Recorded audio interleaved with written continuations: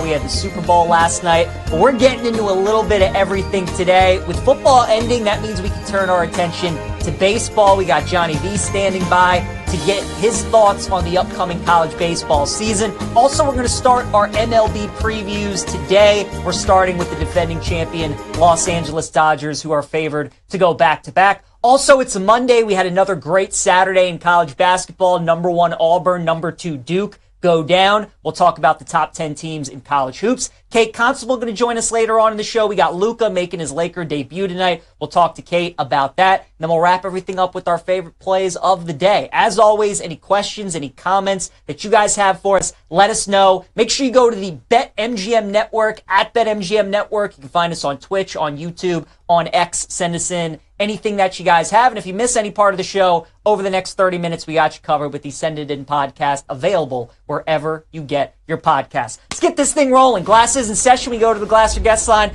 Check in with our guy, Johnny Venezia. Give him a follow on X at _JohnnyVTV. Make sure you check out his podcast, Breaking Bet. Johnny V, great to have you back on the show, sir. And having you back means that college baseball is back. We get things going on Friday. So let's talk some futures. Let's talk about some of these teams.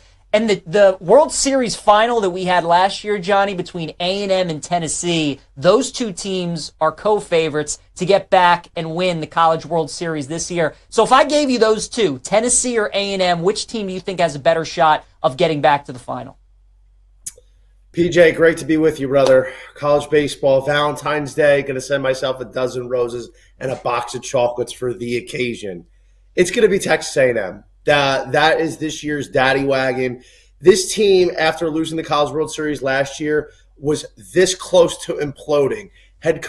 First-time head coach Michael Early was able to not only keep the whole team from imploding, but he got several big key acquisitions. This team is loaded, top to bottom offense. They got some of their big pitching back. They got new acquisitions, mainly Miles Patton from Long Beach State. I think the Texas A&M Aggies are going to be a force to be reckoned with this year. They're littered with first-round talent. They're littered with the number 1 overall pick. They have so much juice this year. Now, the only question is, what does a brand-new coach in big-time game moments look like? If we're nitpicking, that's it. Texas A&M, this is their show, man. This is kind of like how it was for the Tennessee Volunteers in 2022. The only difference is, can they deliver, unlike the Volunteers in 2022?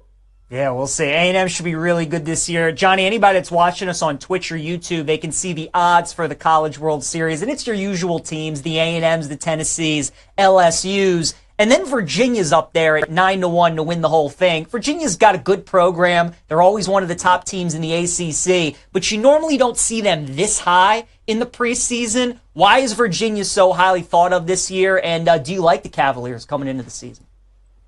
Yeah, Virginia's actually in that bucket, that tier 1 of teams that I believe has a very, very good chance to win it all. Virginia, I'm very high on this year. And it's simple. Every single year they have one of the best lineups in the country. This season's going to be no different. They're going to have a top 3, maybe the number 1 overall lineup. One of my guys, Henry Ford, Golden Spikes candidate.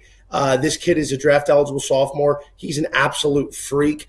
But this lineup might not have a guy batting below 300, top to bottom. It's insane. But what really makes them special, in addition to the hitting that they have every year, is the fact that head coach Brian O'Connor has come out and said this is probably the best pitching he feels he's had in a decade. You got Evan Blanco coming back as a Friday guy, Jack O'Connor coming back from injury. You have Jay Woolfolk, who made big strides last year. You bring in two-way player Chris Arroyo. So there's so much pitching to go along with that hitting. And you just have that postseason pedigree. Virginia is one of those teams that's in it every single year. I think the Cavaliers are a great bet this year. They're going to be a force to be reckoned with. They're definitely the class of the ACC. What about the Big 12, Johnny? We got Oklahoma State as the preseason favorites at plus 275. Cowboys always have a good program. But there's some other teams that are right there. You know, TCU could be good this season potentially. What do you think of the Big 12? Is Oak State the team to beat for you? Is there somebody else that you like? I think OK State's going to be good, but until we see them actually prove it. I can't buy them at their low odds. They're always the bridesmaid, never the bride. They're going to have a great program. They got my guy who I'm all over for Golden Spikes this year, Mr. Nolan Schubart. That kid's got maybe the most raw power in the draft, an absolute Adonis left-handed hitter. But even though Oklahoma State's got a lot of talent, I can't buy them at their price. There's a lot of newcomers coming over from the Pac-12. I really like Arizona State in this conference as a new team. Willie Bloomquist's fourth year. This is his time for Arizona State to kind of put it all together. They have a lot of talent led by Kian Vu, who had a 4.13 average last year, 14 home runs. There's a lot of talent in this Arizona State lineup, even though they lost a couple of their best hitters from last year. But they have a Friday night guy, maybe the best Friday night pitcher in the entire conference outside of Ben Abel. That's Ben Jacobs for Arizona State. This is a guy that you're not probably familiar with, but get familiar with. He had over 100 strikeouts in 66 innings last year. This is a guy that might be a first rounder come July.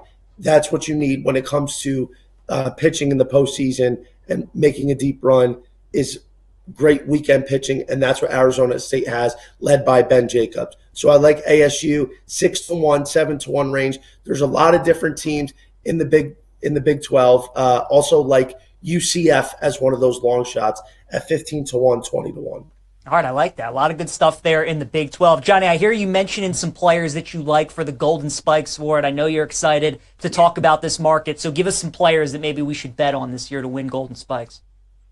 Yeah, so I have my three main guys. If one of these guys isn't a finalist, I would be honestly very surprised. You heard me talk about Henry Ford from UVA. That kid is going to be anchoring one of the best lineups in the country. Nolan Schubart. This is a kid that realistically might hit 35 home runs and bat 400 for OK State. And Max Bailu from Texas.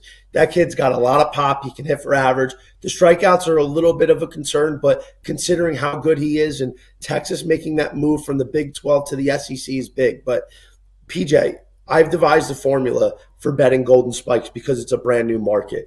Number one, you pick a guy that is a Power 5, now a Power 4 player. Number two, you pick a guy that's going to be on a team that is going to make the field of 64. Number three, you have a guy that is going to be draft eligible, which all of my guys are. And statistically speaking, you can't have a guy that's a pitcher only. Very rarely do they win. Paul Skeens didn't win as a pitcher only. The statistical profile to have a guy to win the Golden Spikes realistically is about a 400 average and flirting with 30 home runs. In certain cases, you might be able to have like a 375 average if you have 30 plus home runs. So if the best case scenario is trying to get a guy that's close to 400 average and pushing 30 home runs. So once you narrow it down like that, there's only a handful of guys in that bucket that has a reasonable chance of winning. And all of my guys, I believe at their prices, Nolan Schubart being 25-1, who was 75-1, Henry Ford's 40-1, Max Bailu's 12-1. All of those guys are the best bangs for the Bucks. And I think if you want somebody that's a little bit longer, 50-1 is Devin Taylor from Indiana. This is a guy who very well might be a top 5 pick this summer for the Hoosiers. All right, very good. Johnny, we got the season starting up on Friday. We don't have any lines that are available yet, but any games that you're circling, that you have your eye on, that you know if you get a certain number, you might be pulling the trigger on Friday. Yeah, I mean, so the problem is this early in the season, there's a lot of tune-up games, but luckily we have really good tournaments. The Shriners Classic always has great matchups, and that's what we're going to start.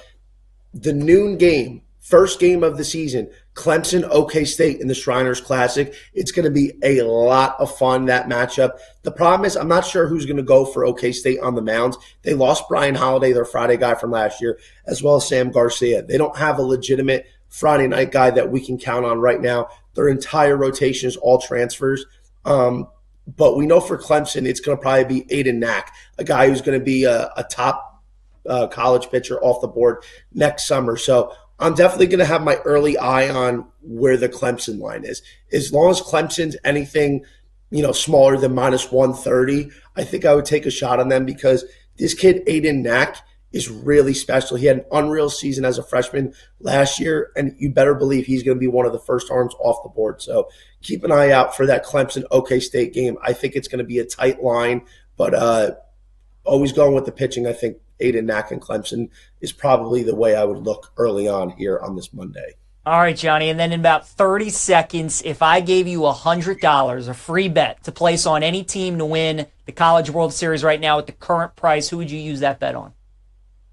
Well, the value's gone on a lot of them, but listen, I think Texas A&M is the team to beat this year. I think they, on paper, do not have a weakness, and it's a team that got used to playing without Braden Montgomery.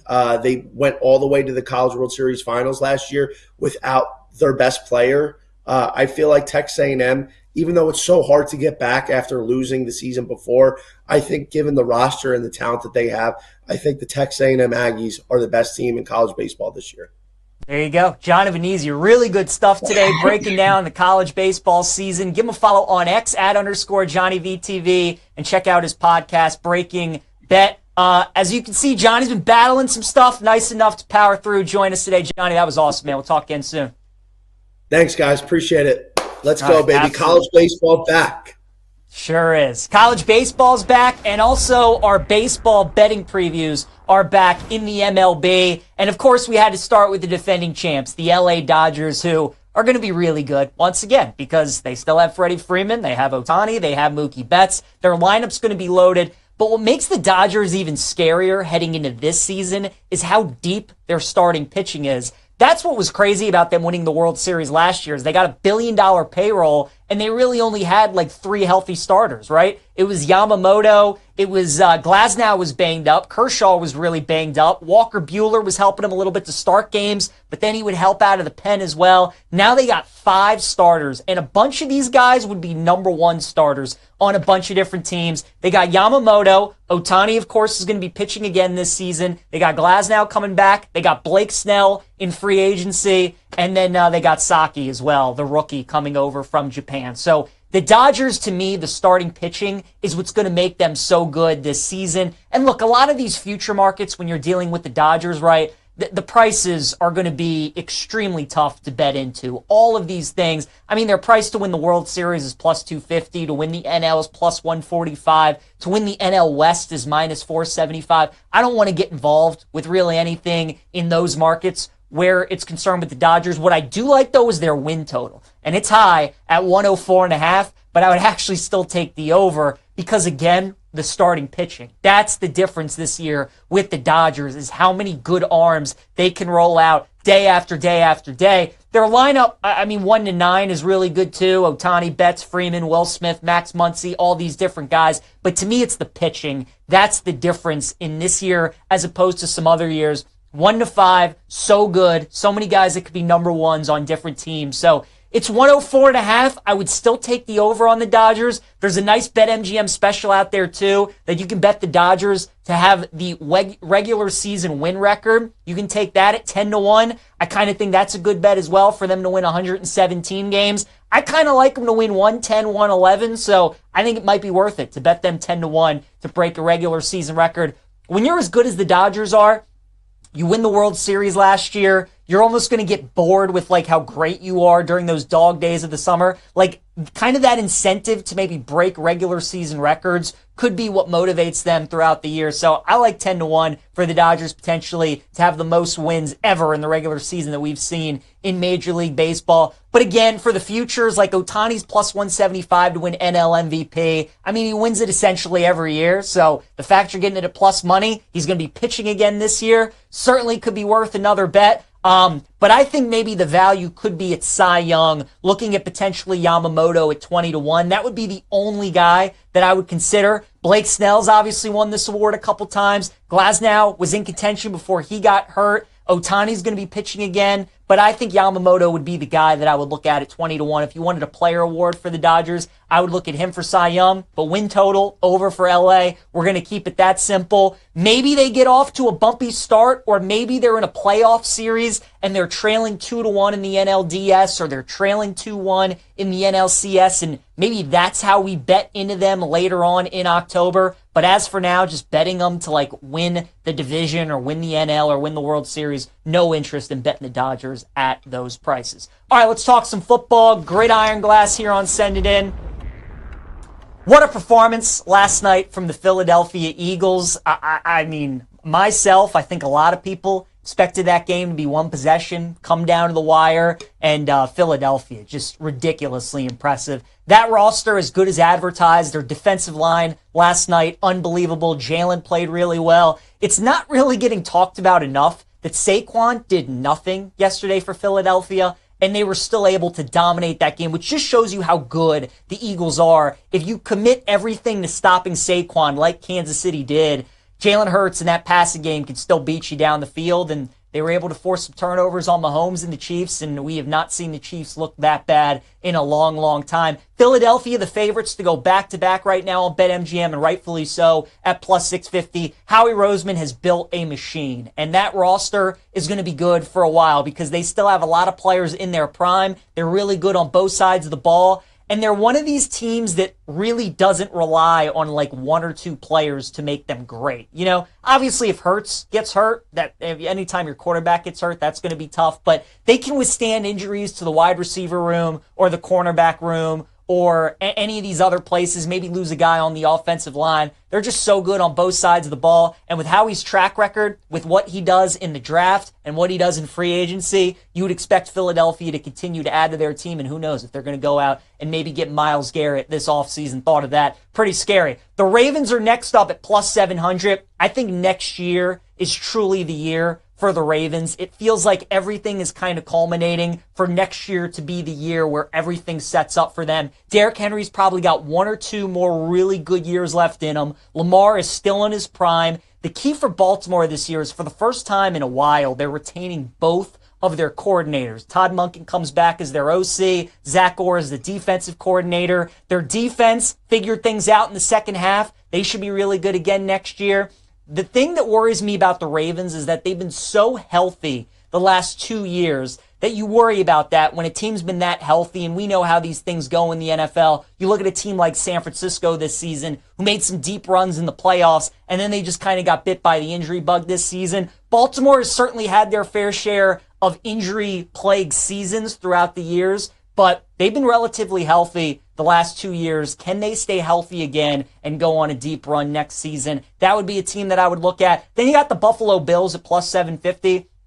I wouldn't bet the Bills at that price. I know their division isn't going to be all that good. Patriots are still up and coming. The Jets are decided they're going to get rid of Rodgers, and they're looking for answers at quarterback. Buffalo's going to be in the playoffs again. Josh Allen is going to be another MVP caliber type season. But Buffalo's got to build up their skill position room, and they got to build up that defense as well. Kansas City is at plus 750 to win the Super Bowl. I think Kansas City next year is the year that we see them get beat in the AFC playoffs. It was the perfect storm for them this season. The fact that they got the number one seed, they got 3 weeks to rest before the end of the playoffs. But as you can see, Kelsey's starting to lose a step or two. And even though they're going to have a full year of Rashee Rice again and a full year of Hollywood, and Xavier Worthy's going to be in year 2, it's Andy Reid, it's Pat Mahomes, Spags is going to be back at defensive coordinator. The Chiefs are still going to be really good, but it does feel like probably somebody out of the AFC is going to pick them off this year. I thought if the Ravens played them in the playoffs this year, they would beat them. I still feel that way. I thought the Ravens and the Eagles were the 2 best teams.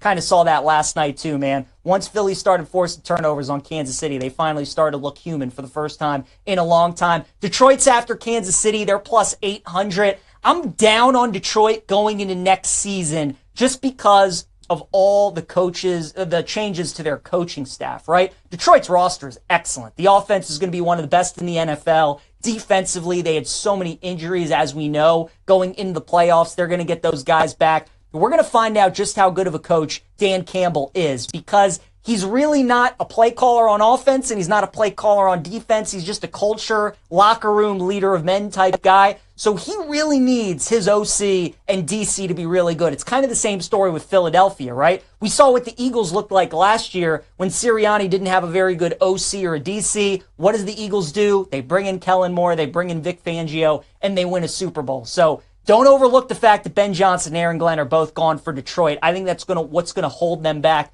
going into next season. You got the Bengals at 18-1. I think a lot of people are going to expect the Bengals to bounce back next season. They got a massive offseason, though. They got to figure out what they want to do with Jamar Chase and T. Higgins, Trey Hendrickson, Mike Gesicki. Bengals ownership's one of the cheapest in the NFL, so I would not touch Bengals futures until you see what happens with them this offseason. Washington's going to be extremely popular. They're going to be the Houston Texans of this past offseason coming into next year, right? You have the rookie quarterback that has the unbelievable year. Everybody loves Jaden Daniels. Jaden's a stud. He's one of the best quarterbacks already in the NFL. I'm expecting a little bit of a sophomore dip, though, from Daniels and from Washington because now they're going to get everybody's best shot. So I think they're going to be a playoff team. Wouldn't shock me if they win the division, but I still would like Philly more than I would like Washington in the NFC. Couple of long shots that I would look at for the NFL going into next year. The first one's the Houston Texans at 25-1.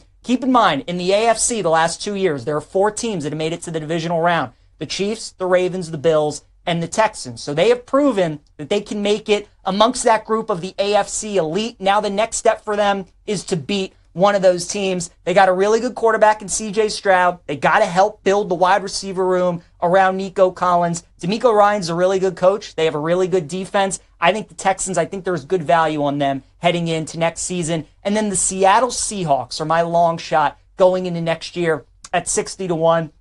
I think there's a chance that Seattle maybe could be this year's Minnesota Vikings. You get year 2 of Mike Macdonald as your head coach. And you look at what Mike Macdonald did when he was the defensive coordinator at the Ravens. Year 1, Baltimore defense pretty good. Year 2, they win the Triple Crown on defense. They were historic. I don't expect Seattle to win the Triple Crown on defense, but they have a lot of good pieces on that side of the ball. And I think year 2 with a lot of those guys in Macdonald's system, they're going to be awesome. 2 great receivers in Metcalf and JSN. Running back room with Kenneth Walker and Zach Charbonnet. Some nice pieces on the O-line. It all comes down to the quarterback, as it essentially does with all these NFL teams. But if Geno Smith can play really well, have a Sam Darnold-like regular season, I think Seattle could be a team to watch out for in the NFC. To me, that's the team that I see the most value on right now at 60-1 would be the Seattle Seahawks. All right, real quick, let's talk some college basketball. Top 10 teams.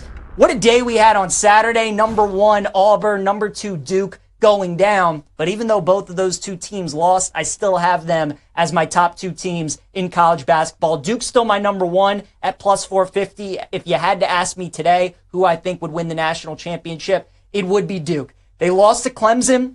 Tigers played a great game, but Duke's defense is still really good. Cooper Flagg is still incredible. And again, if you play that game on a neutral site, then Duke probably takes care of business against Clemson. So I still like Duke as my number 1 team. Auburn, I still like them as my number 2 team. The SEC is so good. There's so much depth. Eventually, they were going to get beat by somebody, and Florida's a really good team. They're top 10 offense and defensive efficiency. They're my number 3 team, so it's not like it was a bad loss. Florida shot the ball really well from 3, and Auburn lost the game. But the Tigers still have the best resume by far in college basketball, so I like Auburn at number 2. Florida, who I mentioned, is going to be my number 3 team. They're 13-1 to win the title. Gators, man, those guards are really good, but their big men are like the perfect complement to Florida as well. They're just great rebounders. They're energy guys. They're great glue guys for that team. I really like Florida. Bama, I'll put them at number 4. Alabama has not lost a road game yet in SEC play. Team that made the Final Four last year. A lot of expectations coming into the year. They're starting to look like that team that a bunch of us saw at the end of last season. I'll put Bama at number 4. Houston for me is number 5. The Cougars, once again,